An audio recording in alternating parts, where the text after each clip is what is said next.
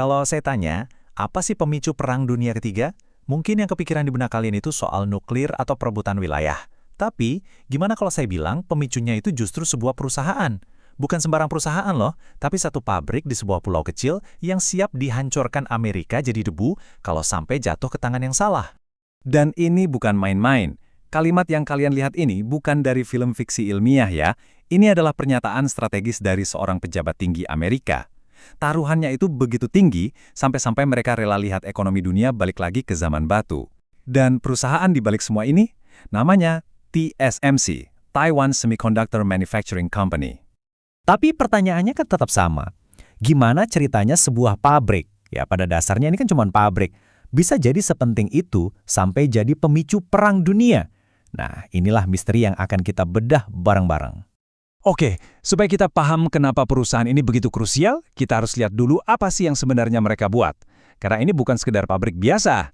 Ini adalah jantung dari peradaban modern kita. Coba deh pikirin, semua teknologi di sekitar kita. Ponsel yang ada di tangan kalian, laptop, mobil, bahkan sampai ke satelit militer dan misil pintar. Semua itu butuh satu komponen vital, sebuah otak elektronik yang kita sebut microchip. Nah, TSMC inilah yang membuat otak-otak paling canggih ini untuk seluruh dunia. Nah, ini nih bagian yang paling bikin merinding. Coba lihat angka ini, 92%. Artinya, 9 dari 10 chip paling canggih yang jadi otaknya peradaban kita cuma bisa dibikin oleh satu perusahaan. Satu. Ini bukan lagi dominasi pasar, ini monopoli mutlak atas teknologi terpenting di planet ini. Dan karena monopoli inilah, TSMC itu ibaratnya memegang semacam tombol pemutus ekonomi global. Kalau pabrik mereka berhenti satu hari aja, kerugian dunia bisa mencapai 5 miliar dolar. Itu sekitar 80 triliun rupiah setiap hari. Dunia digital kita bisa langsung mati. Luar biasa kan? Tapi gimana ceritanya sebuah perusahaan bisa jadi sekuat ini? Ceritanya bukan soal keberuntungan, tapi soal visi yang jenius dan sedikit unsur balas dendam dari seorang pendiri yang sempat diremehkan. Nah, ini dia orangnya, Morris Chang. Di usia 54 tahun, setelah 25 tahun mengabdi dan membangun bisnis chip di Amerika, dia justru disingkirkan dari posisi puncak. Saat karirnya seolah-olah sudah habis, pemerintah Taiwan datang dengan tawaran yang gila, sebuah cek kosong untuk membangun industri baru dari nol. Dan disinilah kejeniusannya muncul. Daripada mencoba bersaing langsung dengan raksasa desainer kayak Apple atau Intel, Morris punya ide yang radikal banget. Dia bilang, kita jangan desain chip, kita buatkan saja chip untuk mereka. Kita bakal jadi penjahit terbaik di dunia. Sebuah model bisnis yang waktu itu dianggap aneh, tapi justru inilah yang mengubah segalanya. Oke, kalau idenya kedengarannya sesederhana itu, kenapa dong nggak ada yang bisa menirunya? Kenapa raksasa seperti Samsung atau Intel aja nggak bisa menyalip TSMC?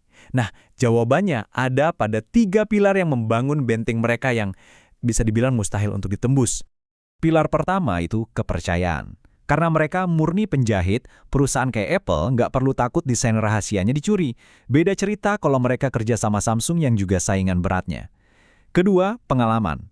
4 dekade fokus di satu hal saja, bikin chip. Ini menciptakan keahlian yang nggak ada tandingannya. Dan yang ketiga, ini kuncinya, adalah budaya kerja mereka yang super ekstrim. Soal kepercayaan, ada satu cerita yang legendaris banget. Dulu, Intel, yang waktu itu rajanya cheat, datang buat mengaudit pabrik TSMC dan nemuin lebih dari 200 masalah. Bukannya patah semangat, tim TSMC kerja siang malam tanpa henti. Waktu tim Intel balik lagi, mereka shock. Semua masalah bukan cuma diperbaiki, tapi solusinya bahkan melampaui standar Intel sendiri. Momen itulah yang jadi stempel persetujuan buat TSMC di mata dunia. Dan budaya kerja gila inilah yang nggak bisa ditiru. Bayangin deh, di Taiwan, kalau ada mesin rusak jam 3 pagi, seorang insinyur bergelar doktor itu wajib tiba di lokasi dalam 20 menit. Waktu mereka coba bangun pabrik di Amerika, budaya ini nggak bisa direplikasi. Para pekerja di sana nggak bisa ngikutin ritme militeristik ini. Ini bukti nyata kalau benteng TSMIC itu bukan cuma soal mesin, tapi soal manusianya. Jadi sekarang kita paham ya, TSMC itu adalah benteng teknologi yang nggak tertembus. Sekarang mari kita sambungkan lagi ke awal cerita kita, ke potensi perang antara dua negara adidaya, Amerika dan China. Seperti kata investor legendaris Ray Dalio, perlombaan teknologi hari ini akan menentukan siapa pemenang perang ekonomi dan militer di masa depan. Gampangnya gini, siapa yang menguasai chip tercanggih, dialah yang akan menguasai dunia. Senjatanya bukan lagi nuklir, tapi silikon. Dan karena taruhannya sebesar ini, muncullah dua strategi militer yang sama-sama mengerikan. China punya strategi Anaconda, kepung dan blokade Taiwan sampai mereka menyerah. Tujuannya untuk merebut pabrik TSMC secara utuh. Sementara itu Amerika punya rencana pamungkas, strategi sarang rusak. Kalau China nekat menginvasi, Amerika sendiri yang akan mengebom dan menghancurkan pabrik TSMC sampai jadi debu. Logikanya brutal banget. Lebih baik dihancurkan daripada direbut musuh. Dan kalau sarang rusak ini sampai terjadi, dampaknya bukan cuma perang. Kita semua akan menghadapi depresi global yang jauh lebih parah dari krisis manapun. Peradaban digital bisa mundur bertahun-tahun.